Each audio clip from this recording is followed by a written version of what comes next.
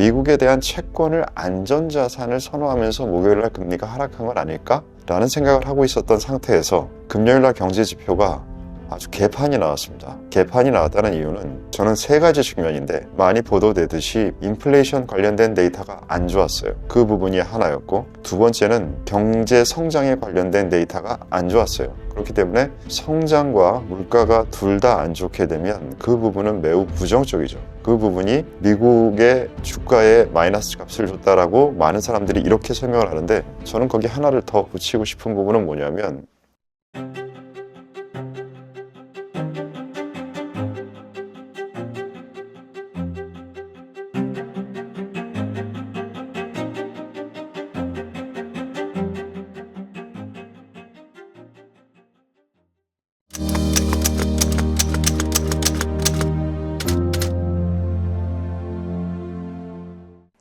안녕하십니까. 오정태의 투자병법입니다. 주말이었죠. 금요일에 미국 시장의 움직임이 매우 격하게 좀 안 좋은 쪽으로 반영이 됐었는데, 오늘 시장 전반적인 흐름에 대해서 알아보도록 하겠습니다.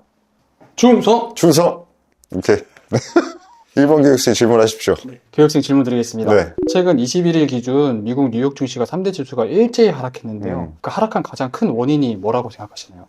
하락한 가장 큰 원인은 일단 목요일부터 좀 약간 분위기는 이상했어요. 그러니까 목요일 날 금리가 많이 어느 정도 좀 하락을 했었는데, 금리가 특별하게 하락할 이유가 제가 생각하기에는 없었는데, 스캇 베세트 재무장관의 멘트 때문에 사람들은 금리가 빠졌다라고 설명을 하는데, 저는 그 설명이 그냥 이유 붙이기로 보였지, 목요일날 왜 이렇게 금리가 하락했을까라는 생각을 많이 했었는데, 제가 생각한 부분은 뭔가 경기에 대한 신호에 대해서, 그리고 인플레이션에 대한 신호에 대해서 조금 불편한 부분이 생긴 부분, 그럼으로써 안전자산에 대한 선호. 지금 우리가 최근에 사람들은 많이 금을 안전자산이라고 생각하지만 저는 그렇게 생각하지 않잖아요. 쏠린 자산이라고 생각하잖아요. 그 상태에서 사람들이 안전자산으로 찾을 수 있는 건 미국의 채권이라고 생각하는데, 미국에 대한 채권을 안전자산을 선호하면서 목요일날 금리가 하락한 건 아닐까? 라는 생각을 하고 있었던 상태에서 금요일날 경제지표가 아주 개판이 나왔습니다. 개판이 나왔다는 이유는 저는 세 가지 측면인데, 하나는 많이 보도되듯이 인플레이션 관련된 데이터가 안 좋았어요. 그 부분이 하나였고, 두 번째는 경제 성장에 관련된 데이터가 안 좋았어요. 그렇기 때문에 성장과 물가가 둘 다 안 좋게 되면 그 부분은 매우 부정적이죠. 그 부분이 미국의 주가에 마이너스 값을 줬다라고 많은 사람들이 이렇게 설명을 하는데, 저는 거기 하나를 더 붙이고 싶은 부분은 뭐냐면, 심리 데이터 애들이었어요. 나온 것 중에 하나가 일정 부분이. 이 심리 부분이 깨졌던 부분이 데이터를 통해서 확인되었다라는 생각이 들어요. 왜 그러냐면, 지금 도시에서 하는 그 머스크의 활동들은 고용 관련된 부분에서 매우 부정적입니다. 공무원들에 대한 부분들을 자른다는 얘기잖아요. 그러면 이 부분에 심리적인 취약성이 발생을 해요. 게다가 지금 산불이 매우 컸던 부분이 있기 때문에 이 부분이 고용 데이터나 여러 가지 경제 데이터에 어떤 식으로 작동을 할지 모르겠다 라는 불안감이 있는데, 그 모르겠다가 좋은 쪽에 모르겠다는 아니란 말이에요. 그러면 안 좋은 쪽에 모르겠다가 발생할 수 있는 상황에서 지금 고용 관련된 부분에 이슈가 추가적으로 도지라는 현상이 또 있다라고 한다라고 하면, 여러분들이 미국 경제를 보면서 이 단어를 아무도 썼던 적은 없고 앞으로도 아마 드물 거예요. 제가 생각하기에는 지금 제가 처음 쓸 것 같은데, 그림자 경제라는 단어를 우리가 중국 경제에 대해서 무척이나 많이 얘기합니다. 통계를 정확하게 신뢰할 수 없어. 저기서는 통계에 아예 잡히지도 않는 게 너무 많아. 그렇기 때문에 그 밑단에 그림자 경제 활동이라는 게 있어. 우리가 뭐 암시장이라는 표현을 할 때도 많이 쓰는 것이잖아요. 근데 이것은 어느 나라가 적고 어느 나라가 많을 수 있지, 어느 나라가 없을 수는 없어요. 근데 미국에 대한 지금 경제에도 그림자 경제가 중국이 예를 들어서 만약에 50%를 차지한다라고 가정을 하면, 미국은 그게 전체 경제의 한 15% 정도밖에 안 될 거예요. 하지만 없지는 않단 말이에요.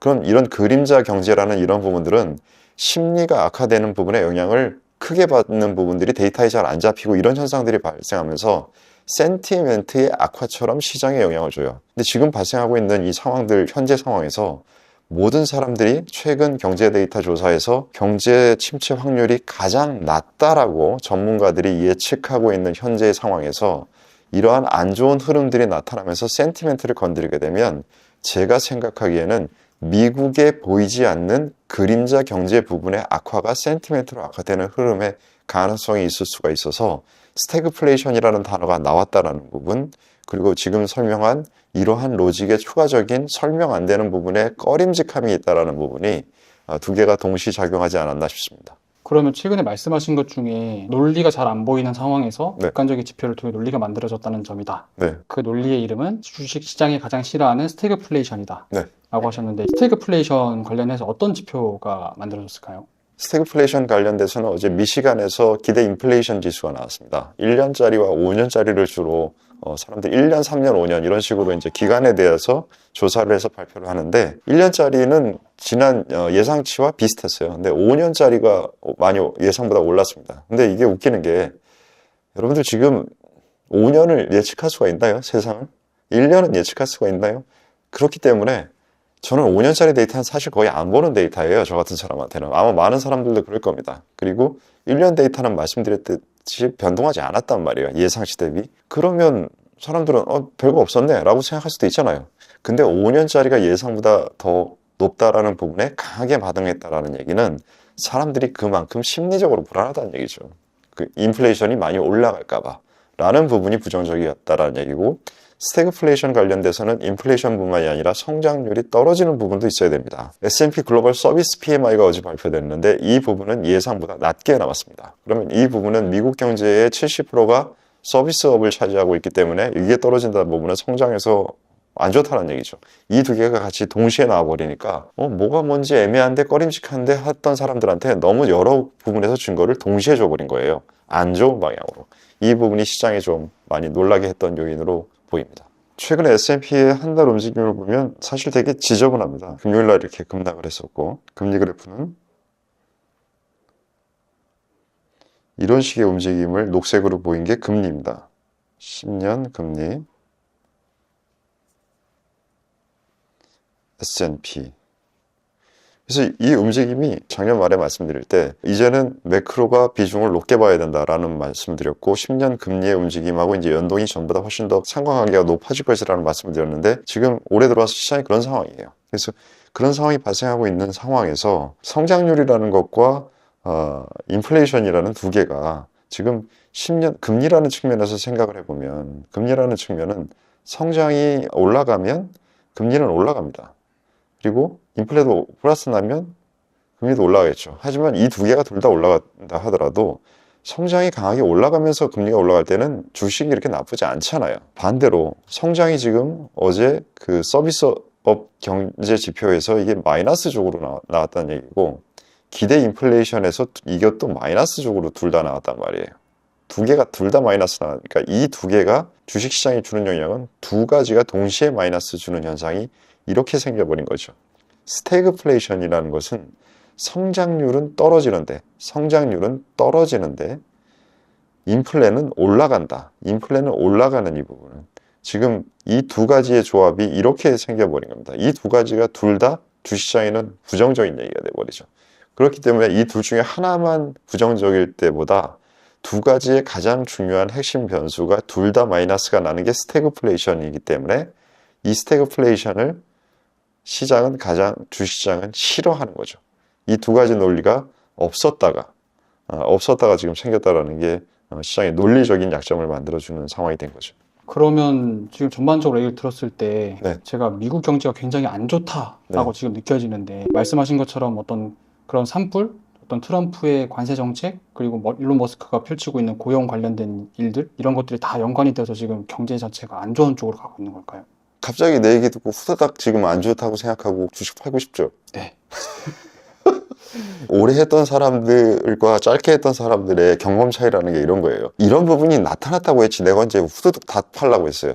안 했잖아요. 이랬다 저랬다 하면 어느 장단에 춤을 추나 잘 확인하고 이 장단을 내가 익힌 다음에 그 다음에 춤을 추려고 해야죠.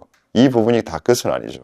2개월 전에 제가 그 S&P가 피크인데 이 피크에서 투자를 해도 되나라는 영상이 지금 오투 채널에 올라와 있는데 보셨습니까? 맞습니다. 보셨어요. 그럼 거기서 저는 변동성이 증가할 것이고 사람들은 다 올라갈 거라 같은데 이 상승에 참여하는 것이 확률이 적다.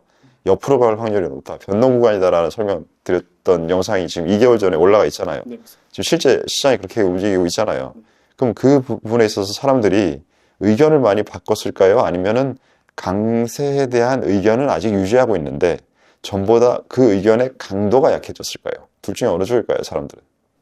강도가 약해졌던 강도가 네. 약해졌겠죠. 하지만 지금은 논리는 바뀌지 않았을 거예요. 지금도 아직 대부분의 사람들은 시장이 더 강할 수 있다라는 논리를 생각을 갖고 있으면서 그 논리에 대한 확신이 떨어져 있어요. 그러니까 결국 뭐냐면 펀더멘털에 대한 판단은 변동은 없는데 센티멘트에 대한 부분의 강도가 약해져 있는 상태가 지금일 거란 말이에요.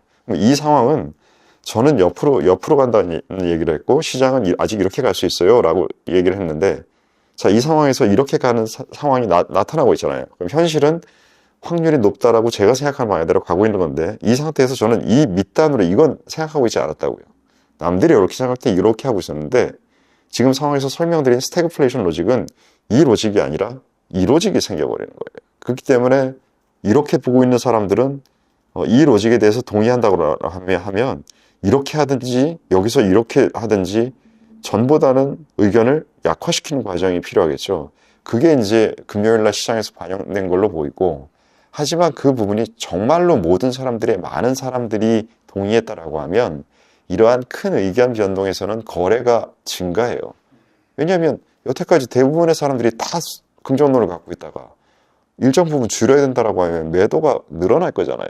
그러면 가격을 안 보고 팔아버리는 사람의 수요가 증가하면서 어제 하락폭도 컸지만 거래도 동시에 커졌을 거잖아요. 그리고 게다가 금요일은 옵션 만기일이기도 했어요.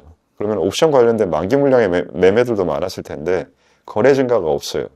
그래서 지난 금요일 날 거래가 없이 가격만 움직였기 때문에 아직 사람들은 제 생각에는 이 의견에서 이렇게 변동했거나 아니면 스태그플레이션이라는 단어 때문에 이렇게 변동한 사람들은 거의 없다라는 얘기예요. 그래서 그리고 특히나 이번 주에는 엔비디아 실적이 나오기 때문에 엔비디아 실적에서 그 실적에 대한 내용과 그 실적에 대한 시장의 반응이 어떨지가 지금 말씀드렸던 스태그플레이션이라는 단어는 나왔는데 지금 확인했는데 2% 빠졌어. 근데 그래도 괜찮을 거야 라고 생각하는 사람들이 엔비디아 실적이 만약에 안 좋은 쪽으로 나타난다면 그 의견 자체를 유지하기가 어려울 겁니다. 반대로 엔비디아 실적이 괜찮다라고 하면 안도를 하겠죠.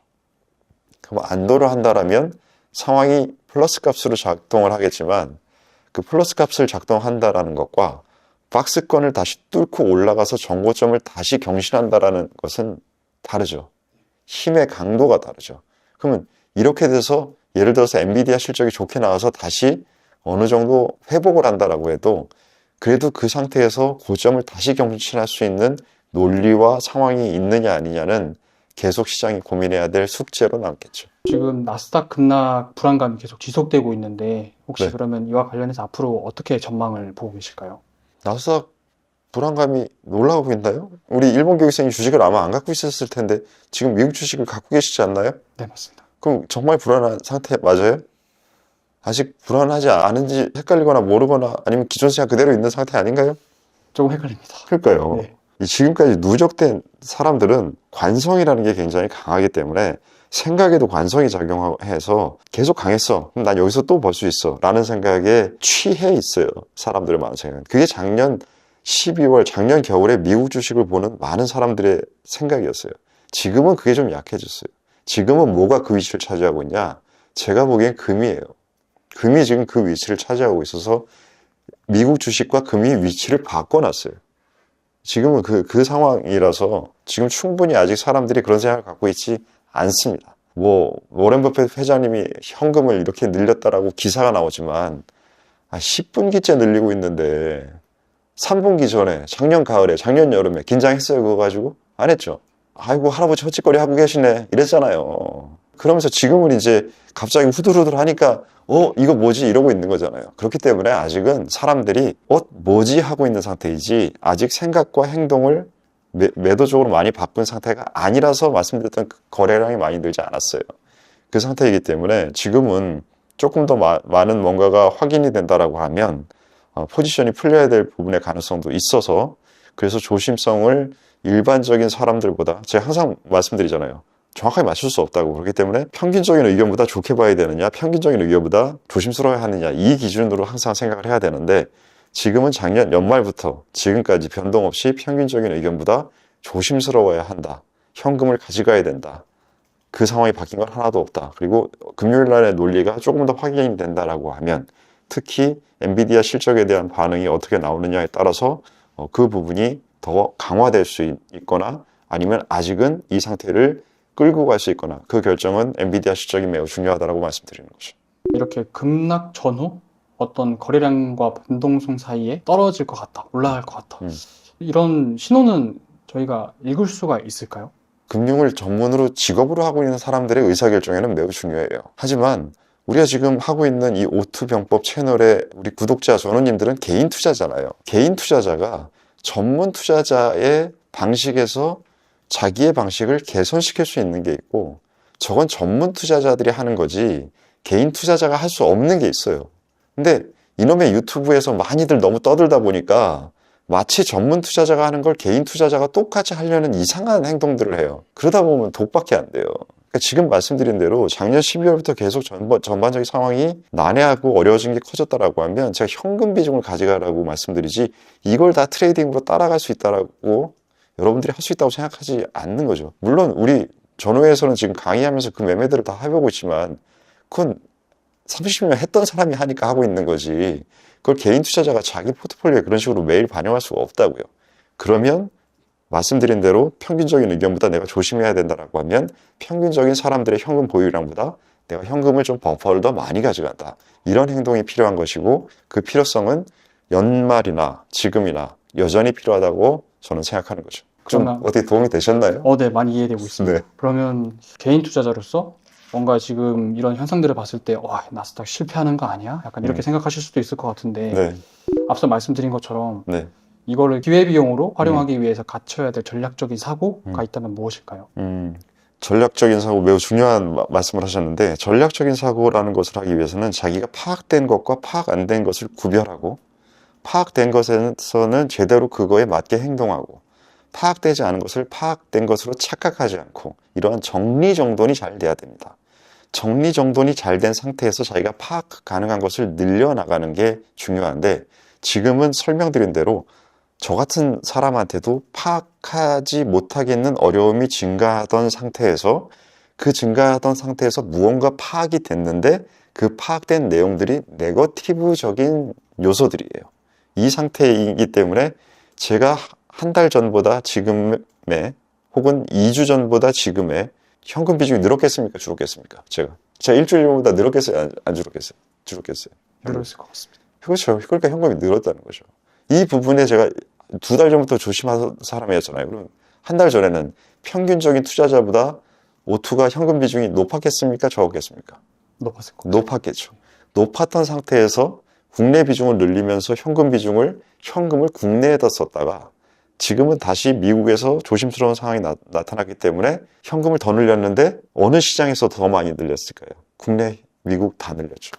그거는 최근에 늘렸던 포지션에서 일정 부분은 늘리고, 미국은 이러한 신호들이 나타났으니까 이 신호에 반응해서 현금을 늘리고, 그런 식으로 반영을 하는 거죠. 그래서 일일이 이런 전략을 뉴스에서 많이 얘기하고 유튜브에서 많이 얘기하고 개인 투자자 출신 유튜브든 업계 출신 유튜브든 많이 얘기한다고 해서 들었다고 여러분들이 그대로 할 수 있는 게 아니에요. 들은 것을 자꾸 해봐야 할 수 있어지는 경험이 생기는 겁니다. 그런 부분들로 이번 상황도 활용하시기를 바라겠습니다. 이런 급락의 어떤 시기에 포트폴리오 구체적으로 어떻게 조정하면 좋을지 조언해 줄 수 있나요? 말씀드렸듯이 스태그플레이션이라는 로직은 시장에서 싫어하는 로직이고, 이 부분이 쉽게 풀릴 가능성이 제가 보기에는 그렇게 높아 보이지 않습니다. 그 상태에서 관세에 대한 정책이 계속적으로 나오고 있고, 우크라이나와 미국의 협상 내용도 사람들이 기존에 생각하던 방식이 아닌 방식으로 나타나고 있는 등, 기존의 판단 기준으로 판단하기 어려운 변수들이 계속적으로 나오고 있는 상황에서 미국은 긍정값을 굉장히 많이 반영해 놓은 시장임을 틀림없어요. 그렇기 때문에 밸류에이션이 비싼 상태잖아요. 그 두 개가 겹쳐 있는 상황이면 이 시장에서 뭔가 기회보다는 위험이 더 크다라고 판단하는 게 적정하다는 것이고, 그러면 그게 뭐 엔비디아 실적 발표를 통해서 어떤 반등이 됐든 아니면 다른 반등이 됐든, 반등이 나타날 때 현금 비중을 일정 부분 늘리는 것이 적합하지 않을까라는 조언을 드리고 싶고, 그 부분을 지금 최근에서는 전 세계의 유동성을 줄이기 어렵습니다. 지금도 미국 정부가 들어오기 전에 관세에 대응해서 유럽과 캐나다 여러 나라들이 금리를 낮춰놨죠.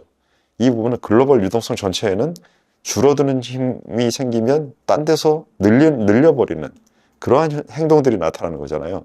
그럼 글로벌 전체 유동성이 많이 줄어들지 않는다면 그 유동성은 미국에서 전보다 매력을 못 느낀다라고 하면 어딘가를 가야겠죠. 지금 그 현상의 가장 대표적인 데가 독일과 중국이죠. 한국도 아직은 외국인 수급이 이렇게 들어오지 않았는데, 그러한 부분의 자금 움직임들을 보면서 이러한 상태에서는 어떤 쪽으로 자금이 움직이겠구나라는 부분을 파악하는 게 투자하는 데는 중요할 것 같습니다. 그 포트폴리오 네. 구성하는 것 관련해서 네. 짧게 지금 오투님께서는 어떻게 가고 계신지 판서 통해서 한번 설명해 줄 수 있으실까요? 일단 첫 번째는 불확실한 내용들이 증가하고 있습니다. 위험과 불확실성이 둘 다 증가하고 있습니다. 그럴 때는 기존보다는 현금 비중을 일정 부분 늘리는 게 필요합니다. 그리고 두 번째는 지금 나오는 신호들은 비싼 시장에 좋지가 않아요. 가장 비싼 시장, 미국입니다. 미국에 대한 비중을 일정 부분 줄이는 것이 필요한 상황으로 보이고, 세 번째는 미국뿐만 아니라 여러 군데서 지금 현재 이익보다는 꿈을 쫓는 밸류에이션이 비싼 회사들이 더 비싸지는 현상들이 작년까지는 핵심이었어요.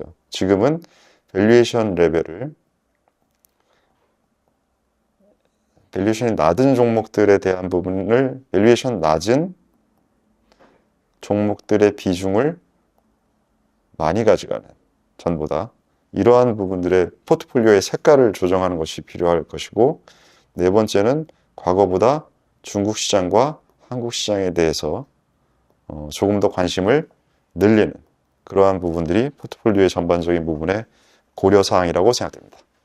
짧은 기간에 일주일 만에 우리 1번 교육생의 질문이 고도화되고 있습니다. 여러분, 우리 오투 병법의 전우님들도 많이 느끼실 것 같은데, 제가 타이트하게 아주 제대로 한번 가르쳐 보도록 하고, 여러분들에게도 그 과정이 도움이 될 거라고 확신합니다. 감사합니다. 오투 병법 오늘은 여기서 마치겠습니다.